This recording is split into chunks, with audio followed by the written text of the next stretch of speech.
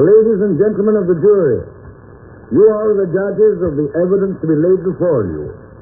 Be just and fear not, for the true administration of justice is the foundation of good government. Famous jury trials, dramatizations of cases taken from actual court history. The names of persons and places have been altered to protect the identity of those concerned. The State versus Vincent Carter. It was nearly midnight of a summer night several years ago when a truck driver named Timothy Shane, piloting a load of valuable furs, was held up on the high road and brutally murdered. The entire hold-up gang was rounded up by the police, and first to go on trial for his life was 20-year-old Vincent Carter, who was charged with actually firing the fatal shot that killed Timothy Shane. And then came the dramatic revelation that young Vincent Carter was the son of Stephen Carter, a prominent and respected lawyer who lived in a distant city. A son who, after being involved in various escapades and finally thrown out of college, had been disinherited by his father. The trial for murder heaped final disgrace on upright, family-proud Stephen Carter. But 2 days before the trial began, Stephen Carter suddenly arrived in the city where his son was held in custody. And a few hours later...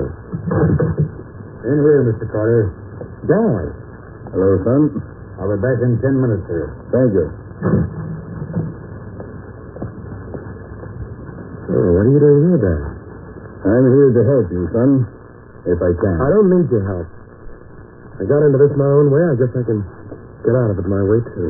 I'm not here as your father, Benny. I want you to engage me as your lawyer. That's a job I do know how to do. Dad. If you have me as your lawyer, there are 2 conditions I'll have to make. First, you must tell me the absolute truth.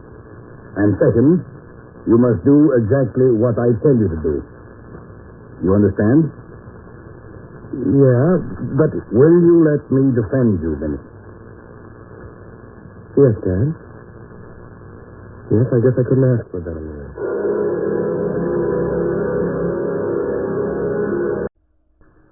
What is your occupation, Mr. Reddick? I run a gas station and lunchroom about 20 miles out of town. Look at the defendant, please. Ever see him before? Yes, on the night of August 3rd, the night Tim Shane was murdered. Tell us what happened, please. Well, it was about 11:30 when Carter drove up to my place and ordered a cup of coffee. A few minutes later, another car drove up and 4 other fellows came in. A fellow named Joe seemed to be the leader. Joe Scarelli, his name was, I learned afterwards. And what did they do? Well, I heard Scarelli say something about he's got a truck ready, and one of them asked Carter if he's sure Tim Shane hasn't gone by already. And Carter says, stop worrying. I told you he don't pull out from the warehouse till 11:30. He won't be here till midnight. The defendant said that? Yes. And about 5 minutes later, Scarelli and Carter go outside together. It seems like they have an argument out there. Finally, Vince Carter drives off in his car. Scarelli watches him a sec, and all of a sudden he comes tearing inside and hollers to the others to come on. And what happened? Well, they just seem to catch on to what's eating him, but Scarelli don't wait to argue. He runs out to his car, and the others pile in, and they tear off down the road after Carter. And what did you do? Oh, just as they was driving off, it suddenly come to me they was figuring on holding up Tim Shane's truck. And I took a chance on it and called up the police and put in an alarm. Thank you. Your witness. Mr. Ruddy, when Vincent Carter drove off in this car, which direction did he go in? Further down the road or back towards town? He went towards town. And Scarelli and the others followed him in that direction? Why, sure. Mr. Ruddy, did it appear to you that when Vincent Carter drove off in his car that something went wrong with the hold-up plans at that point? I object to that question. Calling for conclusion for the witness. Just, there was a good deal of confusion, wasn't there? A sudden necessity for action which none of Scarelli's confederates understood when he ordered them into the car. Well, it did seem kind of unexpected, like, Soon. Thank you. That's all. Call Police Officer Henry Bow. Henry Bow! Henry Bow! Henry Bow! Officer, will you tell the jury what occurred near midnight on the night of August 3rd? Well, I was in a car patrolling the main highway out of town when we got an alarm that a truck driven by a driver named Timothy Shane, which had just left town, was going to be held up. So we headed for town as fast as we could to warn him. And what happened? We were just too late to save Tim's life. The hold-up was already underway when we came upon the scene, and Tim Shane was lying on the road with 2 bullets to his head. Did you find the pistol that Shane was murdered with? Yes. You see, when we came on the scene of the hold-up, the gang tried to make a getaway in their cars. Carter was in one car and the other 4 in Scarelli's car.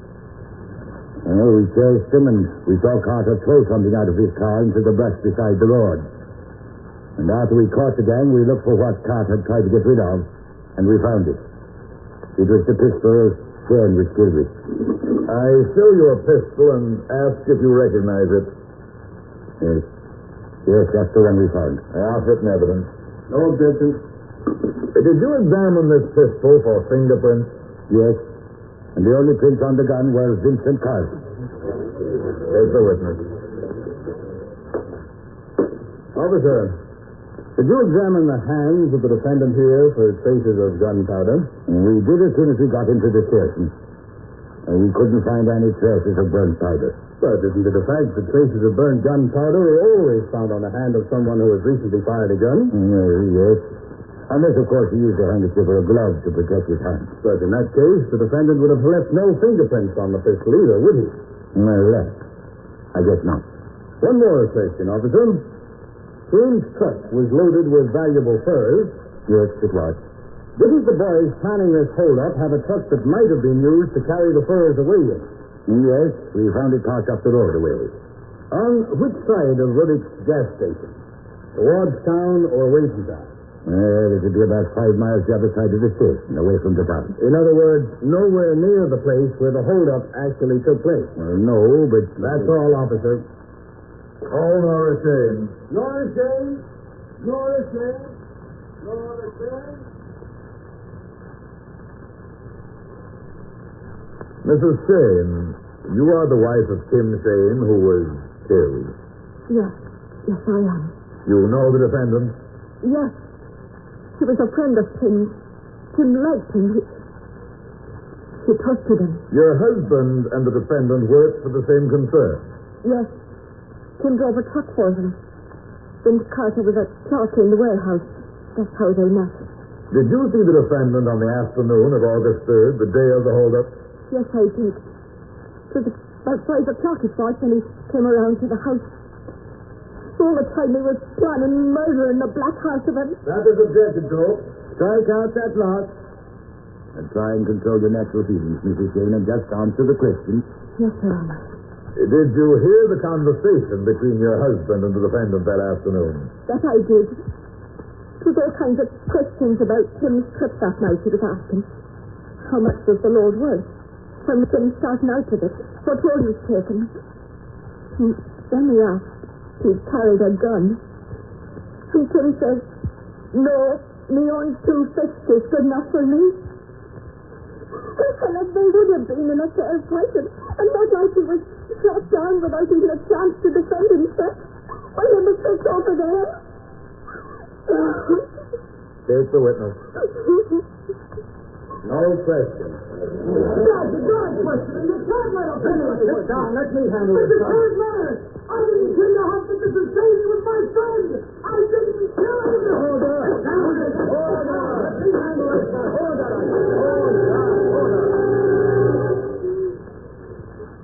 Unable to stand the strain of hearing the deadly testimony of Mrs. Shane go unchallenged, Vincent Carter leapt from his seat to assert his innocence.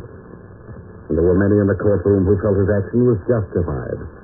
That no competent lawyer would have let such damaging testimony go unchallenged. And spectators began to wonder if Vincent Carter had not made a great mistake in entrusting his defense to his father, remembering that Stephen Carter had made his brilliant legal reputation in the practice of civil law and not criminal law.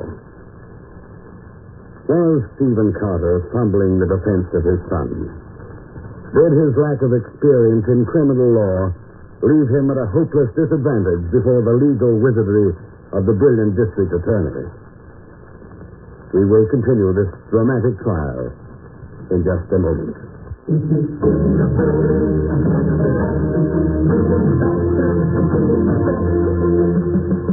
Here's another way to view famous jury trials on KNDR 68.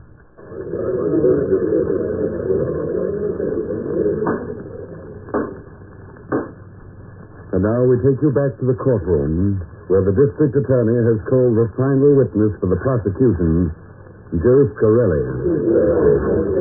Scarelli, you are at present under arrest and charged with complicity in the murder of Timothy Shane. Yeah, all of us I knew. But none of us had nothing to do with no murder. It was Carter. Wait a minute, Joe. Now, I want you to tell the jury just what happened on the night of August 3rd. Well, Carter had worked out a plan to hold up Tim Shane's truck, and me and the gang agreed to go in with it. Yes? About 11:30 that night of August 3rd, we all meet at Ruddock's lunchroom like we planned.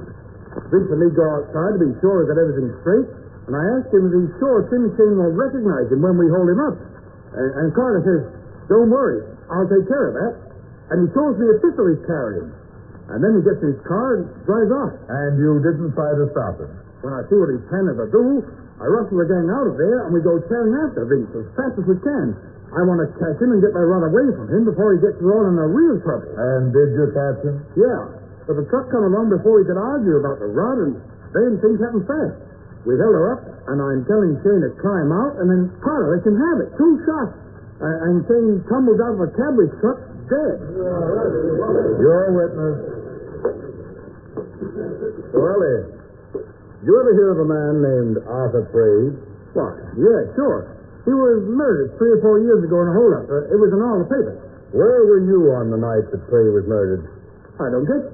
Didn't you shoot Arthur Prey with this pistol here? The same pistol you used to murder Timothy Shane? Your Honor, object. Strike the question. Weren't you arrested for that crime? Objection. Strike it out. Scarelli, you hid the truck in which the cart away the stolen furs 5 miles beyond Ruddock's gas station. Yeah. But the holdup occurred on the other side of Ruddock's filling station, miles from where the truck was hidden. Yeah, but that's all. You didn't plan it that way, did you? The holdup took place where it did because that's where you intercepted Vincent Carter. Vincent Carter, who had learned you were carrying a gun and were contemplating murder in your heart. And Vincent Carter had raced back toward town to try and warn his friend Tim Shane. Now, isn't that the truth? No, I never had no gun. That's a lie, Joe. You killed Shane. I saw you. Vincent, sit I down. won't sit down. I'm going to give you what's coming to him. Hold it, man.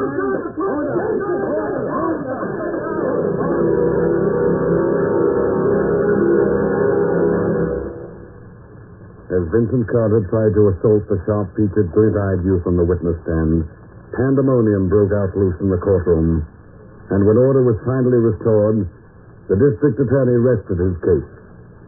And Stephen Carter, stern-faced and emotionless, began the defense for his son by examining his first witness. Albert Shore, you were formerly ballistics expert for the police department of this city. Yes, until I retired a while back. I show you this pistol here with which Timothy Shane was killed. Have you seen this gun within the past week?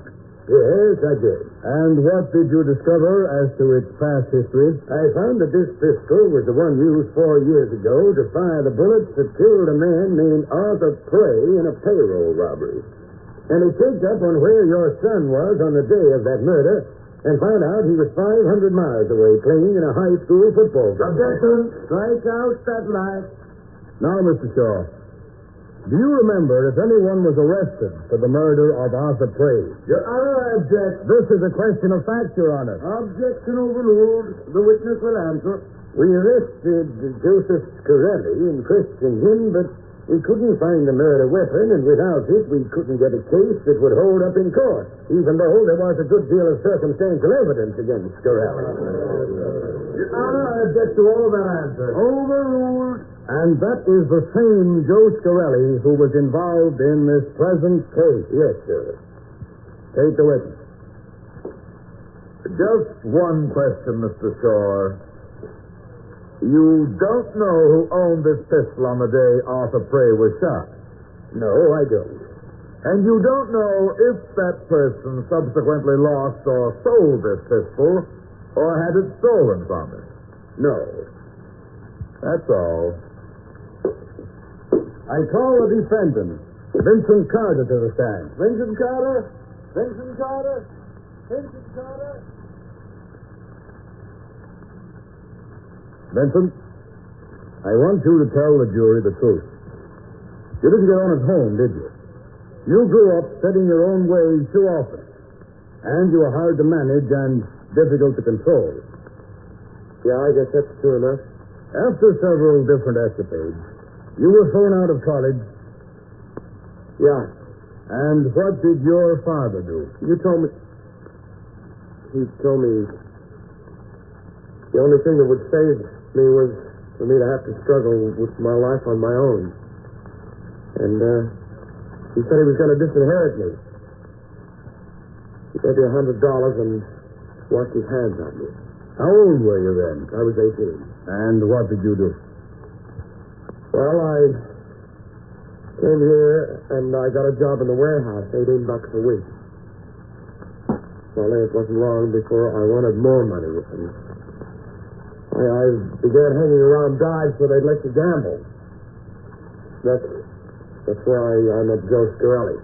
And from gambling with these criminals, you drifted into occasional petty crime. Yes, sir. And then? Then I wanted to be in on something big. What happened on the night of August 3rd? We all met at the gas station, and while we were waiting there, I found out that Scarelli was carrying a gun. And I suddenly realized he meant to use it. Yes? Well, I think I suddenly grew up in about 10 seconds outside the gas station that night, and I suddenly saw myself as I was, a rotten, spoiled kid who wanted something for nothing. When I realized that someone might be murdered on account of what I was doing, I suddenly saw what I was coming to. What crime really meant and what it did to people. And what did you do? I only had one thought, sir, to warn Tim Shane. So I got in my car and raced back toward town to meet him, but Scarelli realized what I was up to, and he and the gang chased me in the other car. And then? I met Tim and got him to stop. But before I had a chance to say anything, Scarelli and the others were on top of it. Tim wanted to fight it out, and Scarelli plugged him. Tim died thinking I double-crossed him. And then what happened? Well, police came, sir. Scarelli tossed the gun into my car just as we were trying to make a getaway. I don't know, I was too dazed, panicky to think. I knew the gun must be found in my car, so I tossed it out in the bushes, and, of course, I left my fingerprints on the gun when I tossed it out. Scarelli had been wearing gloves? Yes, sir, that's why he didn't leave any prints. And the police captured you? Yeah, and I told them the absolute truth, but they wouldn't believe me. They believed Scarelli instead. Cross-examined. Carter, you admit that this hijacking venture is not your first excursion outside the law? Yes, sir, but they were only little jobs. You were armed the night of August 3rd, weren't you? No, sir, I never carried a gun, never. And you want the jury to believe you planned to hold up that truck without being armed? Yes. There were 5 of us. Yes, and Tim Shane was a match for the lot of you if it came to a fight. But you weren't going to risk a fight on an open road where any motorist could see you, were you? No. You carried a gun, didn't you? No, I didn't. You knew Tim Shane would recognize you, didn't you? That's why he had to be killed. That's why you murdered him, isn't it? I tell you, I didn't do it. I didn't. That's all. The defense rests, Your Honor. State rest. Sum up for the defense, please, Mr. Carter. Your Honor, ladies and gentlemen of the jury, 4 years ago, a man named Arthur Prey was murdered. Joe Scarelli was arrested for that crime, but released when the police failed to find the murder weapon. Here is that pistol, ladies and gentlemen, the pistol that killed Timothy Shane. History repeats itself. Once again, we have a murder committed with this pistol and Joe Scarelli on the scene of the crime. Coincidence? A very strange coincidence. And what are the other facts in this case? Why did the holdup take place miles from where the criminals had hidden their truck in which to carry off their loot?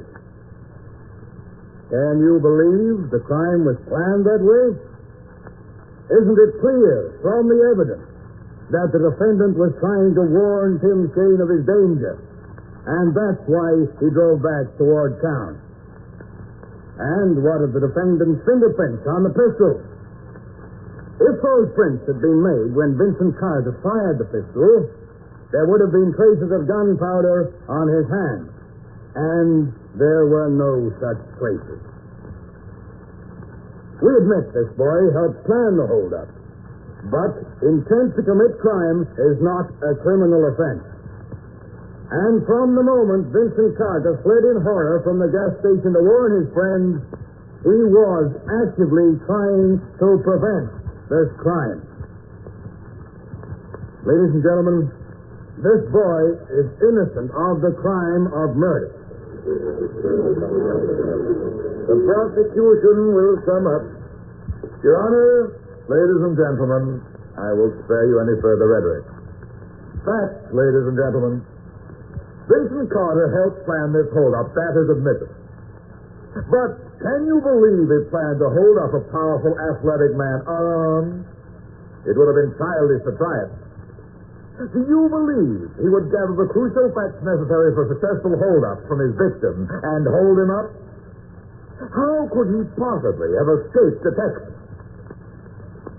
The defendant was willing to take such risks only because he intended to kill Tim Shane and so eliminate all chance of Shane being able to identify him.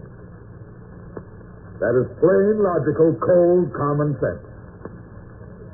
Could anyone ask for a more ironclad case?